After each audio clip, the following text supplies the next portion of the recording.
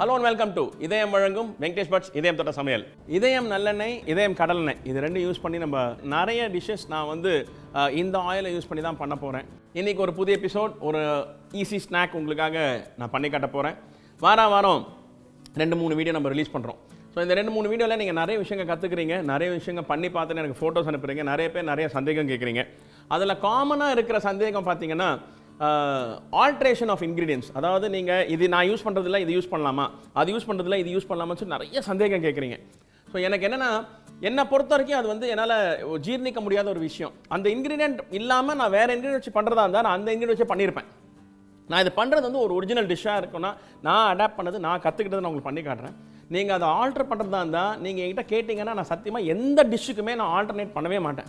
So நீங்கள் alter பண்ணுறதா இருந்தால் நீங்கள் ஆல்டர் பண்ணி ட்ரை பண்ணி பாருங்கள். பிகாஸ் நான் பண்ணியிருக்க மாட்டேன், நான் பண்ணவே மாட்டேன், நான் ஆல்டரே பண்ணி ட்ரை பண்ணவே மாட்டேன். இது கோதுமை இல்லாமல் மைதா இல்லாமல் அரிசி மாவு இல்லாமல் கடலை மாவு இல்லாமல் அது மாதிரி மாற்றி நான் பண்ணவே மாட்டேன்.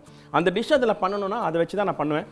நீங்கள் ஆல்டர் பண்ணுறதா நீங்கள் தயவுசெய்து அதை வந்து கமெண்ட்ஸில் வந்து கேட்டு எழுதாதீங்க. என்னால் பதில் சொல்ல முடியாது. ஏன்னா நான் அது படிக்கும்போது எனக்கு ரொம்ப இக்கட்டாக இருக்கும். ஐயோ இவங்க கேட்குறாங்களே, நான் பண்ணக்கூடாதுன்னு சொன்னால் இவங்க அதை சாப்பிடாம போகிறாங்களே அப்படின்னு சொல்லிட்டு நான் சொல்ல மாட்டேன். ஸோ நீங்கள் தயவு செஞ்சு ஆன அளவுக்கு ஒரிஜினாலிட்டி மெயின்டைன் பண்ணுங்கள். அப்படி இல்லைனா நீங்கள் ஆல்டர் பண்ணி வீட்டில் ட்ரை பண்ணுங்கள். இன்றைக்கி அது மாதிரி ஆல்டர் பண்ண முடியாத மாதிரி ஒரு டிஷ் ஒன்று பண்ண போகிறேன். நான் இந்த ஒரு சில்லி பேஸ்ட் நான் சொல்லியிருந்தேன் உங்ககிட்ட, ஒரு சைனீஸ்க்கு ஒரு சில்லி பேஸ்ட் சொல்லியிருந்தேன். அதே மாதிரி இந்தியன் குசின், நம்ம சவுத் இந்தியன் குசினுக்கு ஒரு சில்லி பேஸ்ட் இருக்குது. இங்கே ஒரு பேடிகே சில்லின்னு சொல்லிட்டு ஒரு காஞ்ச மிளகாய் வச்சுருக்கோம். இது வந்து மேங்களூரில் அங்கெல்லாம் ரொம்ப ஃபேமஸ். இந்த பேடிகேன்ற ஒரு இடம் இருக்குது, அங்கே விளையிற சில்லி இது. நீங்கள் காஷ்மீரி ரெட் சில்லி கூட யூஸ் பண்ணலாம். இது பெடிகே சில்லி வந்து கலர் பிரைட்டாக கொடுக்குன்றதுக்காக நான் இதை யூஸ் பண்ணுறேன். நீங்கள் வந்து காஷ்மீரி ரெட் சில்லின்னு கிடைக்கும், காஷ்மீரி மிளகா, நீட்டு மிளகா, அந்த மிளகா இருந்தால் கூட கலர் நல்லா வரும். ஸோ இந்த மிளகா வச்சு ஒரு பேஸ்ட் பண்ண போகிறேன். இந்த பேஸ்ட்டை வச்சு கிட்டத்தட்ட ஒரு 100 டிஷ்ஷு பண்ணலாம், நிறைய டிஷ்ஷஸ் பண்ணலாம். ஸோ இன்றைக்கி இந்த பேஸ்ட்டை வச்சு நான் ஒரு மஷ்ரூம் ரவா ஃப்ரை பண்ண போகிறேன்.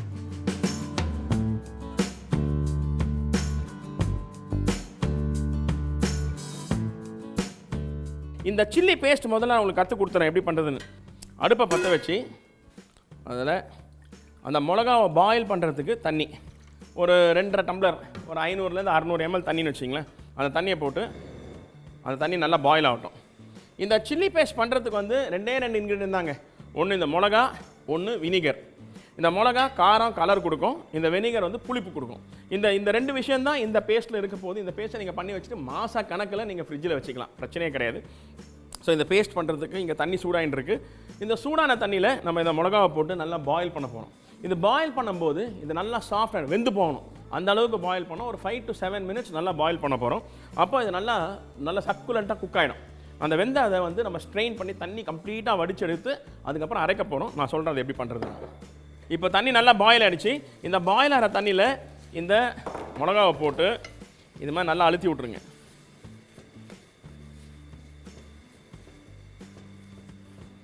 இது வந்து லிட்டரலாக வந்து நம்ம மிளகாவை வேக வைக்கிறோம். இது நல்லா ஒரு 5 to 7 minutes நல்லா வேகட்டும். இந்த பாயிலிங் வாட்டரில் இந்த மிளகா நல்லா வேகட்டும். இந்த சில்லி பேஸ்ட் இருந்ததுன்னா காலிஃப்ளவரில் பண்ணலாம் இதே recipe. One of the most versatile chilli paste. இதை வச்சு நிறைய ரெசிபிஸ் பண்ணலாம். வெறும் ஸ்டார்டர் மட்டும் இல்லை, மெயின் கோர்ஸ்க்கு கூட நாங்கள் வந்து இந்த சில்லி பேஸ்ட்டை வந்து நிறைய டிஷ்ஷஸ் யூஸ் பண்ணுவோம். இந்த காஞ்ச மிளகாக்கு வந்து ஒரு ஃப்ளேவர் இருக்குது, ஒரு பஞ்சன்ட் ஸ்மெல். அது வேக வச்ச பிறகு அதில் 50% கம்மியாகிடும். ஸோ அது ரொம்ப முக்கியம். அதனால தான் நம்ம வந்து இந்த 5 to 7 minutes குக் பண்ணுறது. இல்லைனா தண்ணியில் போட்டு பிளான்ச் பண்ணி எடுத்துடலாம். அந்த ரா ஸ்மெல் போகிறதுக்கு ஒரு 5 minutes குக் பண்ணணும், அந்த பஞ்சன்ட் ஸ்மெல் போகிறதுக்கு. ஸோ அது போச்சுன்னா அது கூட வினிகர் சேர்த்து அரைக்கும் போது அந்த சில்லி பேஸ்டோட ஃப்ளேவர் வந்து ரொம்ப நல்லாயிருக்கும். இன்சிடென்ட்லி இந்த டிஷ் வந்து இப்போ நான் பண்ணுற இந்த சில்லி பேஸ்ட் வந்து 1995 டாச் கோரமண்டலில் நான் ஃபஸ்ட்டு கிரைண்டரில் கை வச்சு அரைச்ச டிஷ் இது. ஸோ அப்போ வந்து சுபையான் அப்படின்னு சொல்லி ஒருத்தர் இருந்தாங்க. அவருக்கு அப்போ 70 வயசு. ஸோ அவர் வந்து செட்டிநாட் பேலஸில் குக்காக இருந்தார். அவரை வந்து நாங்கள் அடம் பிடிச்சி, நாங்கள் ட்ரைனிங் போகும்போது அவர் அடம் பிடிச்சி ஆசை காமிச்சு நீங்கள் எங்கள் கூட வந்து நீங்கள் 5-star ஹோட்டலில் வேலை செய்யணும்னு சொல்லி அவர் இழுத்துன்னு வந்து கலாட்டா பண்ணி அவரை வந்து டாச் கோரமண்டில் சேர்த்து விட்டோம். அவர் சுபையண்ணா வந்து செட்டிநாட் ஸ்பெஷலிஸ்ட். அவர் பண்ணுற மாதிரி வெள்ளை பனையரம் வரமிளகா சட்னிலாம் சான்ஸே கிடையாது, அந்த மாதிரி பண்ணுவார். ஸோ அவர் வந்து இந்த சில்லி பேஸ்ட்டை வந்து அவரோட டியூட்டி அந்த மேங்களூரியன் குசினுக்கு, தமிழ்நாடு குசின், செட்டிநாடு குசின்லாம் அவர் வந்து பேசிக் திங்ஸ் எல்லாம் ரெடி பண்ணி வைக்கணும். ஏன்னா அவர் ரொம்ப பொறுமையாக நிதானமாக அழகாக பண்ணுவார். ஸோ அவர் இந்த சில்லி பேஸ்ட்டை வந்து என்கிட்ட வேக வச்சு வெனிகரு அதெல்லாம் போட்டு அங்கே வந்து அரைக்கும் போதே வந்து அதில் ஜிஞ்சர் கார்லிக் போட்டுருவோம்.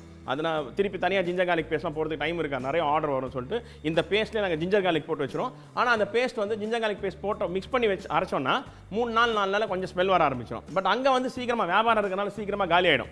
நீங்கள் இப்போ வீட்டில் பண்ணுறதுனால நான் ஜிஞ்சர் கார்லிக் பேஸ்ட் செப்பரேட்டாக வைக்கிறேன். ஸோ இந்த பேஸ்ட் வந்து இதெல்லாம் வேக வச்சு போட்டு என்கிட்ட கிரைண்டரில் கொடுத்து பட்டு இதை போய் அரைச்சிட்டு வாங்கன்னு சொல்லி கொடுத்த ஃபஸ்ட்டு டிஷ் இதுதான். சுப்பையா அண்ணன் இப்போ எங்கே இருக்காருன்னு தெரில, டோன்ட் நோ. ஸோ இப்போது நல்லா ஒரு 5 to 7 minutes இது நல்லா குக் ஆகிடுச்சு. பாருங்கள் அந்த சுருக்கெல்லாம் போய் இந்த பாருங்கள் அந்த சில்லி நல்லா வெந்துருச்சு. ஸோ இதை இப்போ கம்ப்ளீட்டாக தண்ணியிலேருந்து ஸ்ட்ரெயின் பண்ண போகிறோம். இதை பாருங்கள்,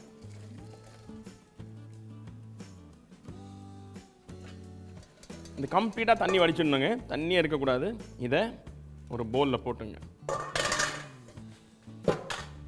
இங்கே நான் வெனிகர் வச்சுருக்கேன், cooking vinegar, synthetic vinegar, cooking வெனிகர்லாம் பாட்டிலில் கிடைக்கும். அந்த வெனிகர் 1 2 3 4 டீஸ்பூன், 4 டீஸ்பூன். இதில் என்ன ஒரு 30 மிளகா இருக்கும்.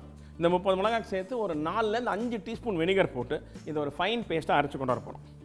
இதை பாருங்கள், அந்த வெனிகர் போட்டு அரைச்சி வந்த அந்த பேஸ்ட் ரெடியாக இருக்குது, அந்த சில்லி பேஸ்ட். இப்போது இதை மிக்ஸ் பண்ண போகிறோம். இங்கே இந்த பாருங்கள், இந்த மஷ்ரூம் வந்து இந்த காளான்றதுக்குள்ள சின்ன சின்னதாக இருக்கிறதுலாம் அப்படியே போட்டுடலாம். இந்த நீட்டாக இருக்கிற ஸ்டாக் இருக்குல்ல, அதை மட்டும் கொஞ்சம் ட்ரிம் பண்ணிங்க. ரொம்ப நீட்டாக இருந்தால் அது வேண்டாம். கொஞ்சம் பெருசாக இருக்கிறது வந்து 2ஆக வெட்டிங்க. ஸோ இவங்கெல்லாம் பெரிய பசங்க வளர்ந்துருக்கானுங்க ஃபுல்லாக, இவனுங்கள 2ஆக போட்டுருங்க. இந்த குட்டியாக இருக்கிறவங்களாம் அப்படியே சைடு மட்டும் கொஞ்சம் ட்ரிம் பண்ணி இந்த ஸ்டாக்கை மட்டும் கொஞ்சம் மெலிஸ் கட் பண்ணிவிட்டு முழுசாகவே போட்டுடலாம். இந்த மஷ்ரூமை வந்து நல்லா வாஷ் பண்ணி க்ளீன் பண்ணி வச்சுருக்கேன். ஃப்ளோயிங் வாட்டரில் முதல்ல வாஷ் பண்ணிட்டு அதுக்கப்புறம் ஒரு பவுலில் போட்டு கொஞ்சம் மைதா போட்டு நல்லா மிக்ஸ் பண்ணிவிட்டு அதுக்கப்புறம் ரன்னிங் வாட்டரில் அதை வாஷ் பண்ணி விட்ருங்க. அந்த அழுக்கோடு எல்லாம் போயிடும். ஸோ அது மாதிரி வாஷ் பண்ணியிருக்கிற இந்த மஷ்ரூமை இது மாதிரி சின்ன சின்ன பீசஸாக கட் பண்ணி வச்சுருக்கேன். 1 to 2 அது மாதிரி கட் பண்ணியிருக்கேன். இப்போது இங்கே அரைச்சி வச்சுருக்கிற இந்த சில்லி பேஸ்ட், இது 1 ஸ்பூன், காரத்துக்கு ஏற்ற மாதிரி நீங்கள் போட்டுங்க. 1 ஸ்பூன் சில்லி பேஸ்ட். அதுக்கப்புறம் இங்கே இஞ்சி பூண்டு விழுது வச்சுருக்கேன், அது 1 டீஸ்பூன். அப்புறமா ஒரு டீஸ்பூன் அரிசி மாவு, 1 டீஸ்பூன் கடலை மாவு, 1 டீஸ்பூன் கார்ன்ஃப்ளவர். 3மே ஈக்குவல். 1 டீஸ்பூன் கடலை மாவு, 1 டீஸ்பூன் அரிசி மாவு, 1 டீஸ்பூன் கார்ன்ஃப்ளவர். இதை போட்டுட்டு இந்த மஷ்ரூமுக்கு தேவையான உப்பு, ஸ்டார்டருக்கு தேவையான உப்பு அதை போட்டுட்டு இங்கே லெமன் ஜூஸ் வச்சுருக்கேன். அது சும்மா ஒரு அரை லெமனை வெட்டி அதை வந்து நம்ம ஜூஸாக எடுத்து வச்சா எவ்வளோ இருக்கும் அதை மட்டும் போடுறோம். போட்டு இதை பாருங்கள், இது மாதிரி இதை எல்லாத்தையும் மேரினேட் பண்ணுறோம். இந்த மாவு, ginger garlic paste, red chilli paste, lemon juice, இது எல்லாமே வந்து பியூட்டிஃபுல்லாக இதை பாருங்கள் எப்படி மிக்ஸ் ஆகிருக்கு பாருங்கள். இது மாதிரி இதை மேரினேட் பண்ணி கரெக்டாக ஒரு 10லேருந்து 15 நிமிஷம் இதை டிஸ்டர்ப் பண்ணாதீங்க, இதை சைடில் வச்சுருங்க. ஒரு 10 to 15 minutes நம்ம சைடில் சோக் ஆகட்டும். அதுக்கப்புறம் சொல்கிறேன் நான் என்ன பண்ணணும். இப்போது நான் இங்கே அடுப்பை பற்ற வச்சு மந்த்ரா கடலெண்ணெய் இந்த கடாயில் போடுறேன். இந்த கடலெண்ணெய் சூடாகட்டும். மீன்வாயில் இங்கே வந்து நம்ம இந்த மஷ்ரூமை மேரினேட் பண்ணி வச்சுருக்கோம் இல்லைங்களா, இந்த ஸ்டேஜில் நான் இங்கே சும்மா ஒரு 10 கர்ரி லீவ்ஸ் இந்த மாதிரி எடுத்து நல்லா க்ரஷ் பண்ணி இதை ஃபைனாக சாப் பண்ணுங்கள்.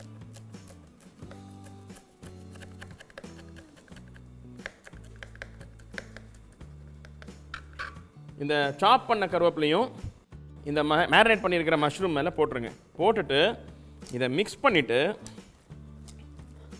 இங்கே ரவா வச்சுருக்கேன், உப்புமா ரவை. இந்த உப்புமா ரவையை ஒரு பிளேட்டில் இப்படி போட்டுங்க. போட்டு நம்ம மேரினேட் பண்ணி வச்சுருக்கிற இந்த மஷ்ரூமை இதுக்கு மேலே இப்படி போடுங்க.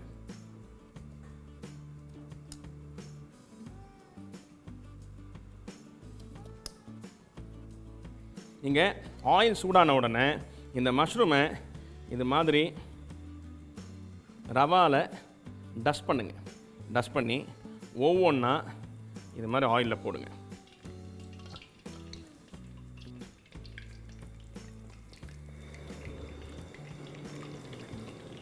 எல்லா சைடும் ஈவனாக இந்த ரவா வந்து இந்த மஷ்ரூமில் கோட் ஆகணும்.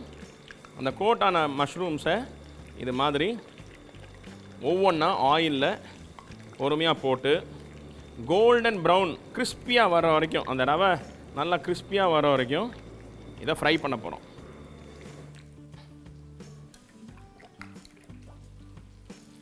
இதை ஆயிலில் போட்டுட்டு அந்த மேலே இருக்கிற ரவா நல்லா கிறிஸ்பியாக ஆகிற வரைக்கும் ரோஸ்ட் ஆகணும். அது அளவுக்கு இதை பொறுமையாக ஆயிலில் வச்சு ஃப்ரை பண்ணுங்க. எனக்கு தெரிஞ்சு ஒரு 3 to 4 மினிட்ஸ் மீடியம் ஃப்ளேமில் ஒரு 3-4 நிமிஷம் இதை ஃப்ரை பண்ணால் போதும். நல்லா கிறிஸ்பி அவுட்டர் லேயர் கிடச்சிரும்.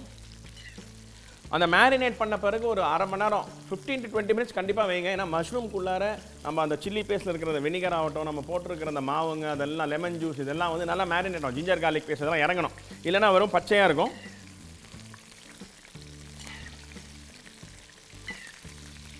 மஷ்ரூம் கூட வாங்கும்போது ஃப்ரெஷ் மஷ்ரூம் வாங்கிக்கோங்க. நல்லா அன்றைக்கி வந்த ஸ்டாக் எதாவது இருந்தால் வாங்கிக்கோங்க. ஏன்னா மஷ்ரூம் வந்து 2 நாள் ஆகிட்டு அப்படியே சுருங்கி போயிடும், கொஞ்சம் சாஃப்ட் ஆகிடும். இதுக்கு வந்து நல்லா டைட்டாக இருக்கிற மஷ்ரூம்ஸ் வேணும். ஸோ நல்ல டைட் மஷ்ரூம்ஸ் வாங்கிக்கோங்க. ரொம்ப ஒரு எளிமையாக பண்ணக்கூடிய ஒரு இந்த சில்லி பேஸ்ட் இருந்ததுன்னா இது மாதிரி எந்த வெஜிடபிள் இருந்தாலும் இதே ரெசிபி நீங்கள் காலிஃப்ளவரில் பண்ணலாம். உருளைக்கிழங்கு, நான் சொன்ன சக்கரவள்ளி கிழங்கு, அது மாதிரி நிறைய விஷயத்தை வெண்டைக்காய் எல்லாமே பண்ணலாம். ஏன்னா இந்த சில்லி பேஸ்ட் இருந்தால் உங்களுக்கு மொத்தமாக வந்து ஒரு 15 நிமிஷம் தான் வேலை இது ஃப்ரை பண்ணி கொடுக்கறதுக்கு. இது கூட ஒரு ஃபென்டாஸ்டிக் புதினா சட்னி, அதாவது புதினா ஈக்குவல் பார்ட் ஆஃப் புதினா, ஈக்குவல் பார்ட் ஆஃப் கொத்தமல்லி, 2 பச்சை மிளகா, கொஞ்சோண்டு புளி, அவ்வளோதான். 2 பச்சை மிளகா, புதினா, கொத்தமல்லி, இதை போட்டுட்டு மிக்சியில் அரைச்சிருங்க. அரைச்சிட்டு சப்போஸ் உங்களுக்கு வந்து இந்த போலில் பாதி போல் வந்ததுன்னு வச்சுங்க, அந்த புதினா, பச்சை மிளகா, கொத்தமல்லிலாம் போட்டு அரைச்சி புளி போட்டு கொஞ்சம் அரைச்சதை இவ்வளோ வந்ததுன்னா, பாதி இருந்துன்னா மீதி இருக்கிற பாதியில் வந்து தயிர் மிக்ஸ் பண்ணிவிட்டு பீட் பண்ணிவிடுங்க. ஸோ தயிர் அந்த சட்னி அது ரெண்டு பீட் பண்ணிட்டீங்கன்னா ஒரு லைட் க்ரீன் கலர் ஒரு ஃபென்டாஸ்டிக் ஒரு புதினா டிப் ஒன்று ரெடி ஆகும். அது கூட இந்த மஷ்ரூமை சர்வ் பண்ணிங்கன்னா அல்டிமேட்டாக பிரமாதமாக இருக்கும். இந்த மஷ்ரூம் வந்து ஒரு வாட்டரி வெஜிடபிள், நிறைய தண்ணி அம்சம் இருக்கிற வெஜிடபிள். ஸோ அதை வந்து ஆயிலில் போட்டோடனே தண்ணி விட ஆரம்பிக்கும் அந்த ஆயில் ஹீட்டில். ஸோ அது வந்து ஒரு 2 மினிட்ஸில் ஸ்டாப் ஆகிடும், கிராக்லிங் சவுண்ட் ஸ்டாப் ஆகிடும்.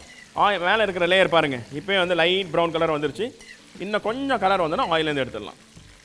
இப்போது ஒரு ஃபேண்டாஸ்டிக் லைட் ப்ரௌன் கலர் வந்துருச்சு. நம்ம ஆயிலேருந்து வெளியே எடுத்து இதை மாதிரி ஸ்ட்ரெயின் பண்ண போகிறோம்.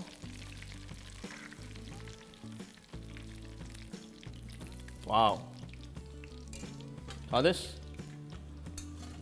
நல்லா crispy on the outside, soft juicy இந்த இன்சைட். அதுதான் மஷ்ரூமோட ஸ்பெஷாலிட்டி.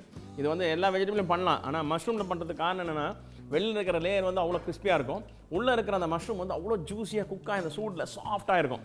ஸோ ஒரு fantastic melange of texture, crispy outside, soft inside.